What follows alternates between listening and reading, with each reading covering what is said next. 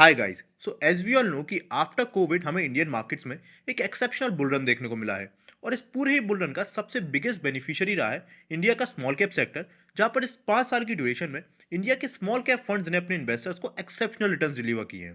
And इसी वजह से आज के टाइम इंडिया के जो स्मॉल कैप फंड्स है, ये इन्वेस्टर्स की one of the favourite category बन गई है। पर जैसा कि हमको पता है कि लास्ट 6 मंथ्स में जो सिग्निफिकेंट करेक्शन हमें इंडियन मार्केट्स में देखने को मिला है, इसके चलते जो स्मॉल कैप इंडाइसेस हैं वो आज के टाइम अपने टॉप से 20% तक करेक्ट हो चुके हैं। बट बिकॉज पिछले कुछ सालों में इन्वेस्टर्स ने स्मॉल कैप कैटेगरी के फंड्स के एक्चुअल पोटेंशियल को समझ लिया है, इसीलिए आज के टाइम इस फॉल के बावजूद काफी सारे इन्वेस्टर्स को ये एक बहुत बड़ी अपॉर्चुनिटी नजर आ रही है स्मॉल कैप इंडेक्स में। बट यहाँ पर प्रॉब्लम ये है कि अगर आप इंडिया के स्मॉल कैप फंड्स के स्पेस में 3 मोस्ट पॉपुलर फंड्स को देखोगे तो उसमें नाम आता है क्वांट स्मॉल कैप फंड का, Nippon India small cap fund का और एसबीआई स्मॉल कैप फंड का। जिसमें से किसी फंड ने ज्यादा बेटर परफॉर्मेंस दी है, तो किसी फंड ने मार्केट के करेक्शन की ड्यूरेशन में ज्यादा बेटर इन्वेस्टर्स की वेल्थ को प्रोटेक्ट किया है। तो ऐसे में ये डिसाइड करना काफी ज्यादा मुश्किल हो जाता है कि आपके इन्वेस्टमेंट स्टाइल के अकॉर्डिंग आपके लिए कौन सा फंड बेटर रहेगा। एंड इसीलिए आज के इस वीडियो में हम आपके लिए एक डिटेल कंपैरिजन लाए हैं, जहां पर हम तीनों ही फंड्स को साइड बाय साइड कंपेयर करेंगे ऑन डिफरेंट पैरामीटर्स, जिससे at the end of this video आप ये डिसाइड कर पाओ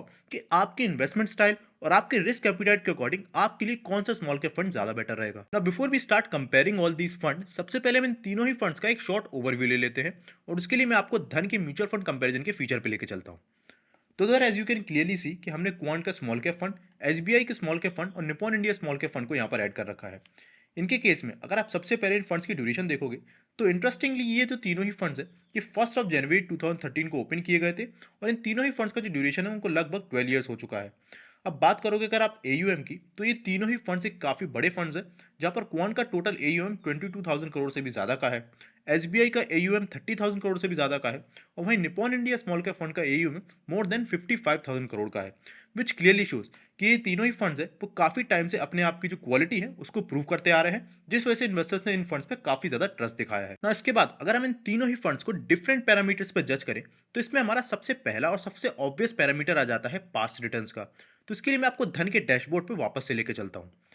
तो यहाँ पर हम देख सकते हैं कि तीनों ही फंड्स के केस में हमें 1 ईयर, 3 ईयर और 5 ईयर्स के रिटर्न दे रखे हैं सीएजीआर टर्म्स में। अब इधर मैं आपको बता दूं कि जब भी हम स्मॉल कैप फंड के केस में पास्ट रिटर्न देख रहे होते हैं, तो हम फोकस करते हैं कि हम एटलीस्ट 5 ईयर्स के रिटर्न देखें, बिकॉज उससे कम ड्यूरेशन के अगर हम रिटर्न देखते हैं तो वो काफ़ी मिसलीडिंग हो सकते हैं। बिकॉज जो स्मॉल कैप फंड्स होते हैं वो शॉर्टर ड्यूरेशन में काफ़ी ज़्यादा वॉलेटाइल होते हैं अकॉर्डिंग टू द मार्केट्स।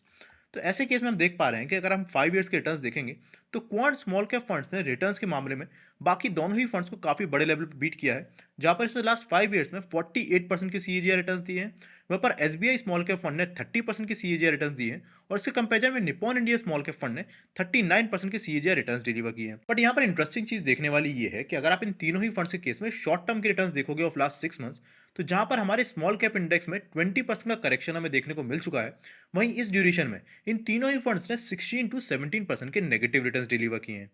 पर क्या इसका मतलब ये निकल के आता है कि अगर यहाँ से फर्दर हमारे मार्केट और भी ज़्यादा फॉल होते हैं, तो इन तीनों ही फंड्स में जो डाउनसाइड रिस्क है वो हमें बराबर देखने को मिलेगा?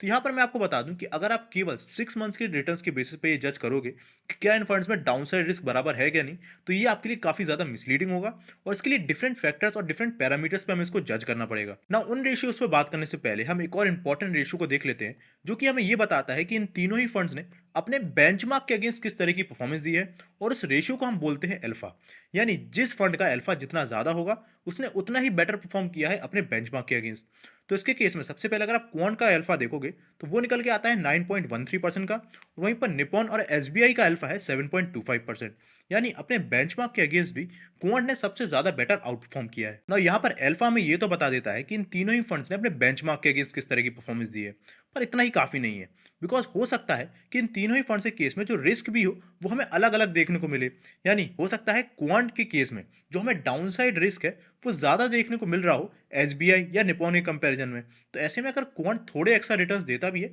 तो वो एक एवरेज रिटर्न ही कंसीडर किए जाएंगे as compare to the risk. तो इसीलिए इस रिस्क एडजस्टेड रिटर्न्स को कैलकुलेट करने के लिए हम एक रेशियो को देखते हैं जिसका नाम है शार्प रेशियो। तो इसके केस में अगर आप शार्प रेशियो देखोगे क्वांट का, तो वो सबसे ज्यादा निकल के आता है 1.94 का। वहीं पर एसबीआई और निपॉन का जो शार्प रेशियो है वो 0.50 का निकल के आता है। और ये चीज हमें बताती है कि भले ही क्वांट के केस में रिस्क ज्यादा हमें देखने को मिल रहा हो, पर वो रिस्क के अगेंस्ट क्वांट ने और भी ज्यादा बेटर परफॉर्मेंस दी है एज कम्पेयर टू निपॉन या एसबीआई। अब ये तो हो गई हाई रिटर्न्स की बात। अब अगला इंपॉर्टेंट पैरामीटर हम जज करते हैं टू जज the stability of this fund. जिसके लिए हम यूज़ करते हैं बीटा का। अब बीटा हमें ये बताता है कि एक फंड के केस में मार्केट के अगेंस्ट वॉलेटिलिटी हमें कैसी देखने को मिल रही है, जहाँ पर अगर ये बीटा की वैल्यू 1 या उससे ज़्यादा होती है, दिस शोज़ कि वो जो फंड है वो काफ़ी ज़्यादा वॉलेटाइल है एज़ कम्पेयर टू मार्केट। वहीं पर अगर ये वैल्यू 1 से जितनी कम होती है, वो हमें ये चीज़ शो करता है कि ये फंड लेस वॉलेटाइल है। तो अगर आप बीटा देखोगे इन तीनों ही फंड्स के केस में, तो क्वांट का जो बीटा है 1.09 का है, वहीं पर निप्पॉन और एसबीआई का बीटा 0.75 का है। एंड दिस क्लियरली शोज कि भले ही क्वांट ने ज़्यादा बेटर परफॉर्मेंस दी है,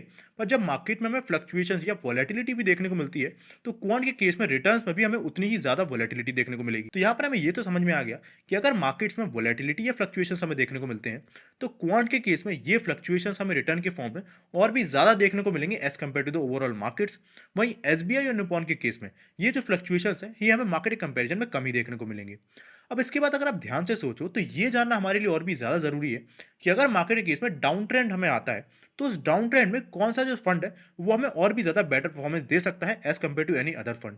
तो इस केस में एक और रेशियो आता है जिसका नाम है सॉर्टिनो रेशियो, जिसका मेजॉरिटी ऑफ द फोकस होता है डाउन साइड रिस्क पे, और जिसमें जिसका सॉर्टिनो रेशियो जितना ज़्यादा होता है, विच शोज कि उस फंड में मार्केट के करेक्शन के फेज में उतना ज़्यादा बेटर परफॉर्मेंस हमें देखने को मिलता है। तो इन तीनों ही फंड्स के केस में अगर आप सॉर्टिनो रेशियो को देखोगे, तो क्वांट का सॉर्टिनो रेशियो है 1.40 का, स्मॉल एसबीआई का जो सॉर्टिनो रेशियो है वो है 1.16 का, और वहीं पर जो निप्पॉन है उसका सॉर्टिनो रेशियो है 1.04 का। ना यहाँ तक हमने ये देख लिया कि रिटर्न्स के मामले में ये तीनों ही फंड्स किस तरीके की परफॉर्मेंस देते हैं, और हमने ये भी देख लिया कि वॉलेटिलिटी के मामले में और डाउनसाइड रिस्क के मामले में इन तीनों ही फंड्स का स्टेजेस क्या है। अब हमारे लिए ये देखना जरूरी है कि इन तीनों ही फंड्स का जो इन्वेस्टमेंट अप्रोच है वो किस तरीके का है, और इन फंड्स के केस में जो डिफरेंट इन्वेस्टमेंट स्टाइल ये चूज करते हैं उसमें क्या मेजर डिफरेंस है जो कि डिफरेंट इन्वेस्टर्स के लिए सूटेबल रहेंगे। पर उससे पहले हम एक और इंपॉर्टेंट रेशियो को देख लेते हैं जिसका नाम है एक्सपेंस रेशियो, जो कि हमें ये बताता है कि इन फंड्स में इन्वेस्ट करते वक्त आप जो फीस पे करते हो फंड मैनेजर को वो कितनी है। तो उसके केस में अगर आप धन के डैशबोर्ड पर वापस से जाओ,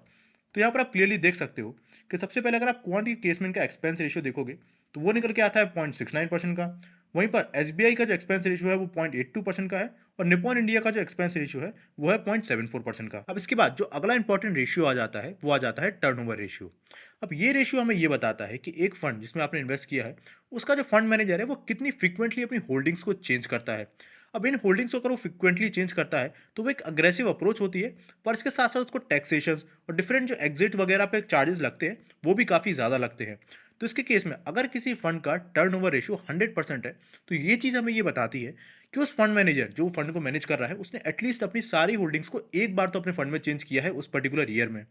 तो ऐसे केस में अगर आप टर्नओवर रेशियो देखोगे सबसे पहले क्वांट का, तो वो है 162% का। वहीं पर एसबीआई और निप्पॉन का जो टर्नओवर रेशियो है वो 20% के अराउंड है। तो यहाँ पर हमने देखा कि क्वांट के केस में इनका जो इन्वेस्टमेंट स्टाइल है वो थोड़ा अग्रेसिव है, जहाँ पर ये मार्केट में डिफरेंट सिचुएशन के अकॉर्डिंग अपनी जो होल्डिंग्स है उनको फ्रिक्वेंटली चेंज करते रहते हैं। और इसी वजह से हमने देखा कि क्वांट के केस में जो वोलेटिलिटी भी है वो हमें बाकी दोनों ही फंड के कंपेरिजन में ज़्यादा देखने को मिल रही है। वहीं पर इसके कंपेरिजन में जो बाकी के दो फंड है वो रिलेटिवली हमें स्टेबल देखने को मिलते हैं, जहाँ पर वो जब भी किसी फंड में एंटर होते हैं तो वो स्ट्रेटेजिकली उसमें लॉन्ग टर्म के लिए इन्वेस्टमेंट करते हैं। अब इसके बाद हम आते हैं अपने लास्ट मैट्रिक्स पे, जहाँ पर हम इन तीनों ही फंड्स के जो पोर्टफोलियो कंपोजिशन है उसको ड्रॉ करेंगे, एंड फिर मैं एंड में इन तीनों ही फंड्स के केस में एक कंक्लूजन ड्रॉ करूंगा जिससे आप ये समझ पाओ कि आप में से कौन से इन्वेस्टर्स के लिए किस तरीके का फंड इनमें से ज्यादा बेटर रहेगा। तो करंट में स्क्रीन पे आपको जो टेबल देखने को मिल रही है, सबसे पहले तो ये टेबल आपको ये बता रही है कि ये जो तीनों ही फंड्स हैं यानी क्वांट, एसबीआई और निप्पॉन, इन्होंने अपना इक्विटी और डेट और कैश में अपना एलोकेशन किस तरीके का कर रखा है, और इक्विटी में भी फर्दर इन्होंने किस तरीके का allocation small cap, mid cap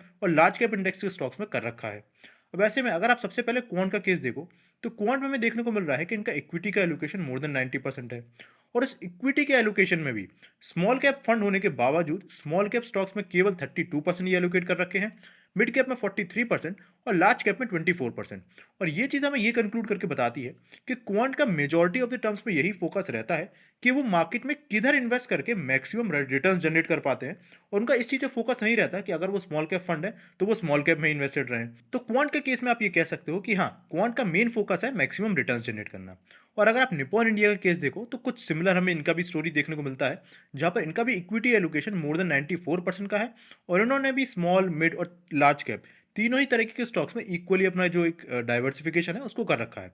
पर वहीं पर अगर आप एसबीआई का केस देखोगे तो एसबीआई का केस थोड़ा डिफरेंट है, जहाँ पर इन्होंने इक्विटी में एलोकेशन अराउंड 88% कर रखा है, और कैश में ये अच्छा खासा अराउंड 9% का कैश होल्ड करते हैं, जिससे कि फर्दर इस फॉरेन मार्केट में ये इन्वेस्ट कर सकते हैं। और इनके केस में एक और बड़ा डिफरेंस ये है कि एसबीआई का मेन फोकस है कि क्योंकि वो एक स्मॉल कैप फंड है, तो इन्होंने अपनी majority of the holding small cap और मिड कैप स्टॉक्स में ही रखी है, और लार्ज कैप पे इन्होंने अपनी होल्डिंग 0% रखी है। यानी ये थोड़े फोकस्ड फंड है। सो एट द लास्ट अगर आप कंक्लूजन की बात करूँ तो क्वांट स्मॉल कैप फंड ऐसे इन्वेस्टर्स के लिए है जिनका primary focus maximum returns generate करना है, और उन्हें इससे भी फर्क नहीं पड़ता कि उनका जो पोर्टफोलियो में एलोकेशन है वो ज़्यादा लार्ज कैप स्टॉक्स का है या प्राइमरली स्मॉल या मिड कैप स्टॉक्स का। सेकेंडली अगर आप बात करोगे एसबीआई स्मॉल कैप फंड की, तो ये ऐसे इन्वेस्टर्स के हैं जो कि रिलेटिवली प्रिफर करते हैं कि उनका पोर्टफोलियो थोड़ा कम रिस्क पे चले, भले ही थोड़े कम रिटर्न्स उन्हें देखने को मिले। और इनका फोकस इस चीज़ पे रहता है कि अगर ये स्मॉल कैप इंडेक्स में इन्वेस्ट कर रहे हैं तो इनका जो फंड है वो स्मॉल या मिड साइज कंपनीज में ही इन्वेस्ट करे, बिकॉज ऑलरेडी वो लार्ज या फिर मिड कैप कंपनीज में तो सेपरेट इन्वेस्टमेंट कर ही रखे होते हैं। और थर्डली अगर आप Nippon India small cap fund की बात करो तो this fund lies somewhere in between,